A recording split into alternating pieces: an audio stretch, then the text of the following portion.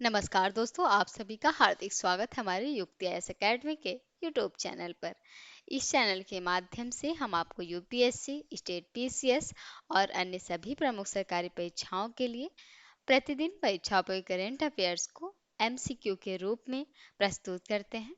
हमारा उद्देश्य है कि आपकी सिविल सेवा एवं अन्य प्रतियोगी परीक्षाओं की तैयारी और भी सरल, प्रभावी व लक्ष्य केंद्रित बन सके। इसी के साथ शुरू करते हैं अपने 23 मई के सवाल से। सवाल था हमारा कि हाल ही में भारत इनोवेट्स इन्वेस्टर शोकेस का आयोजन कहाँ किया गया। चार विकल्प दिए थे इसमें: मुंबई, बेंगलुरु, हैदराबाद या फिर पुणे। तो ये आयोजन किया गया बेंगलुरु में। कब किया गया? तो 19 मई को, जो कि भारत इनोवेट्स इन्वेस्टर शोकेस का आयोजन हुआ। और भारत सरकार के शिक्षा मंत्रालय ने, जो कि Indian venture and alternate capital association, ये आईवीसीए इसका फुल नेम है, इसके सहयोग से 19 मई को यह आयोजन किया था। आते हैं आज के सवाल पे। आज का सवाल है कि हाल ही में 22 साल बाद इंग्लिश प्रीमियर लीग 2025-2026 का खिताब किस फुटबॉल क्लब ने जीता? चार विकल्प है: Manchester City, Arsenal FC, AFC बोurnemouth या फिर चेल्सी एफसी। सही विकल्प हो जाएगा आर्सेनल फुटबॉल क्लब। इसने, जो कि 22 साल बाद, जो कि एपीएल मतलब इंग्लिश प्रीमियर लीग और 2026 और 2025 का खिताब जीता है। इससे पहले इस टीम ने 2003 और 4 में इनविंसिबल्स टीम के साथ ट्रॉफी जीती थी। लेकिन मिकेल आर्टेटा की कोचिंग में, जो कि टीम ने शानदार प्रदर्शन किया, वही कप्तान मार्टिन ओडेगार्ड और बुकायो साका और ये हैं डेक्लन राइस ने पूरे सीजन में, जो कि काफी महत्वपूर्ण भूमिका निभाई है। अगला प्रश्न है कि होर्मुज जलसंधि संकट के बाद भारत ने किस देश से कच्चे तेल का आयात बढ़ाया है? चार विकल्प है: इराक, वेनेजुएला, कुवैत या फिर कतर। सही विकल्प हो जाएगा यहाँ से वेनेजुएला। ये जो बीच में लिखा है ना, होर्मुज जलसंधि, ये क्या होता है? तो ये ऐसा क्षेत्र, मतलब ईरान और ओमान के बीच का, ये बीच में स्थित है, जहां से मतलब बहुत सारे तेल आयात होते हैं। मतलब, और अगर देखा जाए तो दुनिया के कुल कच्चे तेल का लगभग 20% हिस्सा इसी रास्ते से जहाजों के जरिए पूरी दुनिया में भेजा जाता है। और होर्मुज, जो कि होर्मुज जलसंधि के आसपास तनाव बढ़ने से खाड़ी देशों से, क्योंकि तेल सप्लाई भी प्रभावित हुआ था, और ऐसे समय में भारत ने वेनेजुएला से सस्ते भारी कच्चे तेल का आयात बढ़ाया, जिससे वेनेजुएला भारत का तीसरा सबसे बड़ा तेल सप्लायर बन गया है। क्वेश्चन बन सकते हैं कि भारत का तीसरा सबसे बड़ा तेल सप्लायर कौन है? तो ये है वेनेजुएला। अगला प्रश्न है कि हाल ही में बांग्लादेश का दूसरा सबसे बड़ा व्यापारिक भागीदार कौन बना है? चार विकल्प है: अमेरिका, भारत, चीन या फिर इंडोनेशिया। सही विकल्प हो जाएगा यहाँ से भारत। हाल ही में, जो कि भारत अमेरिका को पीछे छोड़कर बांग्लादेश का दूसरा सबसे बड़ा व्यापारिक भागीदार बन गया है। वहीं बांग्लादेश के कुल व्यापार में भारत की हिस्सेदारी की अगर बात करें तो 8.47% रही है। और यह, जो कि चीन, इसके पहले चीन पहले स्थान पर बना हुआ था, लेकिन जबकि अमेरिका तीसरे स्थान पर पहुंच गया है। अगला प्रश्न है कि हाल ही में श्रम मित्र ऐप किस राज्य सरकार द्वारा लॉन्च किया गया? चार विकल्प है: पंजाब, राजस्थान, हरियाणा या उत्तर प्रदेश। सही विकल्प हो जाएगा यहाँ से, अभी हाल ही में किया गया हरियाणा। हरियाणा सरकार ने श्रमिकों को आसानी से रोजगार उपलब्ध कराने के लिए ये श्रम मित्र ऐप लॉन्च किया। और ये, जो कि राज्य के श्रम मंत्री अनिल विज हैं, इन्होंने इसका शुभारंभ किया है। इस ऐप की बात करें तो यह ऐप डिजिटल लेबर चौक की तरह काम करेगा, जहां राजमिस्त्री, प्लम्बर, इलेक्ट्रीशियन, बढ़ई और पेंटर जैसे मजदूर अपना पंजीकरण आसानी से कर सकते हैं। इस ऐप के जरिए नियोक्ता श्रमिक की सीधे बातचीत कर सकते हैं, जिससे बिचौलियों की जरूरत कम होगी और मजदूरों को सही और मेहनताना भी मिलेगा, और यह ऐप जो कि हिंदी, अंग्रेजी और पंजाबी भाषा में भी उपलब्ध है। अगला प्रश्न है कि हाल ही में अक्टूबर 2026 में पहली राष्ट्रमंडल स्कूल शतरंज चैंपियनशिप कहाँ आयोजित करने की घोषणा की गई है। चार विकल्प है, भारत, श्रीलंका, मलेशिया या फिर सिंगापुर में। सही विकल्प होगा यहाँ से मलेशिया। क्योंकि अभी हाल ही की बात है, ये भारतीय खेल प्रशासक जो कि भरत सिंह चौहान को फिर से राष्ट्रमंडल शतरंज संघ मतलब सीसीए का अध्यक्ष चुना गया है, और उन्हें 2026-2030 कार्यकाल के लिए श्रीलंका में आयोजित जो कि बैठक में सर्वसम्मति से नियुक्ति भी की गई है उनकी। वहीं भरत सिंह चौहान जो कि फिडे की सलाहकार बोर्ड के अध्यक्ष और एशियाई शतरंज महासंघ जो इसे शॉर्ट में एशियम बोलते हैं के उपाध्यक्ष भी हैं, और इसी बैठक में जो कि 2026 में मलेशिया में ये पहली राष्ट्रमंडल स्कूल शतरंज चैंपियनशिप आयोजित करने की घोषणा भी की गई। अगला प्रश्न है कि वर्ष 2026 का अंतर्राष्ट्रीय बुकर पुरस्कार किस उपन्यास को प्रदान किया गया। चार विकल्प है, the White Tiger, Taiwan Travelogue, the Testaments या फिर रेड अर्थ। सही विकल्प हो जाएगा ताइवान ट्रेवलॉग।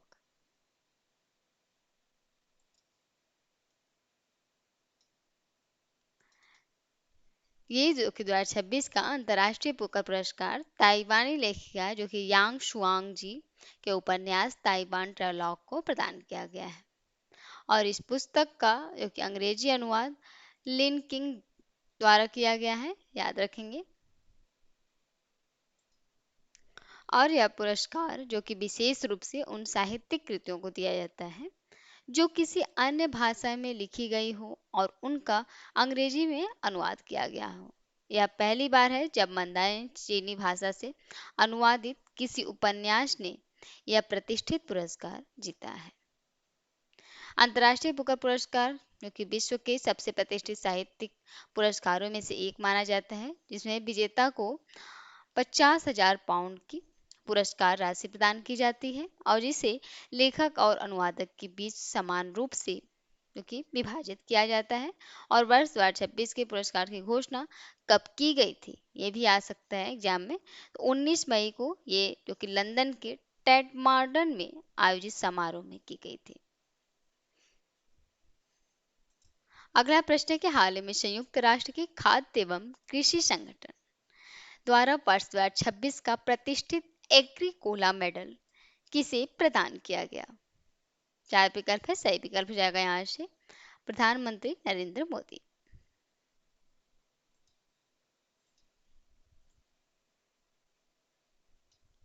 प्रधानमंत्री नरेंद्र मोदी को जो कि संयुक्त राष्ट्र के खाद्य एवं कृषि संगठन द्वारा वर्ष 2026 का प्रतिष्ठित जो कि एग्रीकोला मेडल है, इसे प्रदान किया गया है, और यह सम्मान उन्हें जो कि खाद्य सुरक्षा, टिकाऊ कृषि और ग्रामीण जो कि विकास में उनके योगदान के लिए दिया गया है।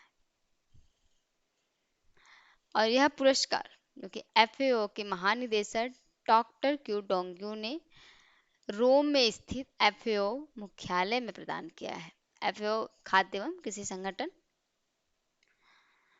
वहीं प्रधानमंत्री ने जो कि अपने संबोधन में भारतीय कृषि में हो रहे तकनीकी बदलाव का भी उल्लेख किया, जैसे प्रति बूंद अधिक फसल अभियान चलाया। वहीं सूक्ष्म सिंचाई, एआई आधारित कृषि सलाह प्रणाली, ड्रोन तकनीक, रिमोट सेंसिंग और सेंसर आधारित मशीनें, इन पहलों का उद्देश्य भी किसानों की आय बढ़ाना, पानी की बचत करना और खेती को आधुनिक बनाना, ये इन पहलों के उद्देश्य थे। वही बात करें अगर एफएओ के मुख्यालय की, तो रोम इटली में है, अभी हमने देखा। और स्थापना की अगर बात करें इसकी कब हुई, तो 1945। और ये जो कि संयुक्त राष्ट्र की विशेष एजेंसी है, और एफएओ के सदस्य बात करें तो 195 सदस्य हैं, जिनमें 194 देश और यूरोपीय संघ शामिल हैं इनमें। ये कुछ बातें थी एफएओ से संबंधित। अगला प्रश्न है कि हाल ही में 19वें रोजगार मेले के तहत देश भर में कितने से अधिक युवाओं को रोजगार अवसर प्रदान किए गए। चार विकल्प है, तो ये प्रदान किया 51,000 युवाओं को। प्रधानमंत्री नरेंद्र मोदी के नेतृत्व में जो कि आयोजित थी 19वें रोजगार मेले के तहत देश भर के 47 स्थानों पर 51,000 से अधिक युवाओं को केंद्र सरकार के विभिन्न विभागों में नौकरी के अवसर दिए गए हैं। और ये आयोजन कहाँ किया गया, तो सिलीगुड़ी में आयोजित यह कार्यक्रम जो कि ग्रामीण विकास राज्य मंत्री कमलेश पासवान ने 82 युवाओं को नियुक्ति पत्र वितरित किए। इस अवसर पर युवाओं से ईमानदारी और सेवा भावना के साथ राष्ट्र प्रथम की भावना से कार्य करने का आह्वान किया गया। वहीं सरकार का उद्देश्य था कि पारदर्शी और मेरिट आधारित भर्ती प्रक्रिया के माध्यम से युवाओं को अधिक रोजगार अवसर प्रदान करना। अगले प्रश्न पे आते हैं। अगला प्रश्न है कि हाल ही में भारतीय रिजर्व बैंक ने किसे एग्जीक्यूटिव डायरेक्टर नियुक्त किया। 4 विकल्प है, आर मुकुंदन, गुरमीत सिंह, कृष्ण स्वामीनाथन या फिर राजा सुब्रमण्य को। सही विकल्प होगा गुरमीत सिंह। हाल ही में जो कि भारतीय रिजर्व बैंक ने गुरमीत सिंह जो कि एग्जीक्यूटिव डायरेक्टर को नियुक्त किया है। इनके नियुक्ति की बात करें तो यह 18 मई को की गई। इससे पहले वे आरबीआई के जो कि पेमेंट एंड सेटलमेंट सिस्टम विभाग में चीफ जनरल मैनेजर इंचार्ज के पद पर भी कार्यरत थे। और अब क्या है, ये अब एग्जीक्यूटिव डायरेक्टर के रूप में ये इसी विभाग का कार्यभार संभालेंगे। बात करें अगर गुरमीत सिंह की, तो गुरमीत सिंह के पास जो कि आरबीआई में 30 वर्षों से भी अधिक का अनुभव है। वे चार्टर्ड अकाउंट और कास्ट एंड वर्क्स अकाउंट भी हैं, अकाउंटेंट भी, जो कि उनकी नियुक्ति डिजिटल पेमेंट और बैंकिंग सिस्टम को और मजबूत बनाने की दिशा में भी काफ़ी महत्वपूर्ण मानी जा रही है, क्योंकि उनके पास 30 प्लस वर्षों से भी अधिक का अनुभव है और ये कई पदों पर कार्य भी कर चुके हैं। अगला प्रश्न है कि हाल ही में भारत और इटली ने किस वर्ष को संस्कृति और पर्यटन वर्ष मतलब year of culture and tourism के रूप में मनाने का निर्णय लिया है। 4 विकल्प है, 2025, 2026, 2027 या फिर 2030। सही विकल्प हो जाएगा यहाँ से 2027। भारत और इटली ने जो कि आपसी सांस्कृतिक संबंधों और पर्यटन सहयोग को बढ़ावा देने के लिए वर्ष 2047 को संस्कृति और पर्यटन वर्ष के रूप में मनाने का फैसला लिया। इस पहल का उद्देश्य है कि दोनों देशों की कला, संस्कृति और परंपराओं और ऐतिहासिक संबंधों को मजबूत करना। इसके साथ ही दोनों देशों के लोगों के बीच जो कि आपसी संपर्क और समझ को भी बढ़ावा मिलेगा। वहीं भारत और इटली ने जो कि अपने संबंधों को विशेष रणनीतिक साझेदारी बताया है, जिनमें अगर देखा जाए दोनों देश व्यापार, निवेश, स्वच्छ ऊर्जा, कृत्रिम बुद्धिमत्ता, अंतरिक्ष तकनीक और डिजिटल इंफ्रास्ट्रक्चर जैसे क्षेत्रों में सहयोग बढ़ा रहे हैं। आज का सवाल है आप लोगों के लिए कि हाल ही में कल्पसर परियोजना के लिए भारत ने किस देश के साथ तकनीकी सहयोग समझौता किया है। 4 विकल्प दिए इसमें, स्वीडन, नीदरलैंड, नॉर्वे, फिनलैंड। तो सही विकल्प को आप लोगों को कमेंट बॉक्स में जरूर बताना है। इस वीडियो को अंत तक देखने के लिए और बने रहने के लिए अंत तक आप सभी का दिल से धन्यवाद। अगर यह वीडियो आपके लिए उपयोगी लगी हो तो कृपया चैनल को सब्सक्राइब करें, वीडियो को लाइक करें, अपने दोस्तों के साथ भी शेयर करें। साथ ही युक्ति IAS हमारा उसे डाउनलोड कर लें, जहां आपको मिलेगा पूरा syllabus, daily MCQs, current affairs Hindi और इंग्लिश दोनों में है। तो कोई भी महत्वपूर्ण अपडेट आपसे छूट न जाए, इसलिए टेलीग्राम, इंस्टाग्राम, फेसबुक पर भी फॉलो कर लें। युक्ति IAS ऐप और सभी सोशल मीडिया के लिंक आपको वीडियो डिस्क्रिप्शन में मिल जाएंगे। आपकी सफलता ही हमारा संकल्प है। धन्यवाद।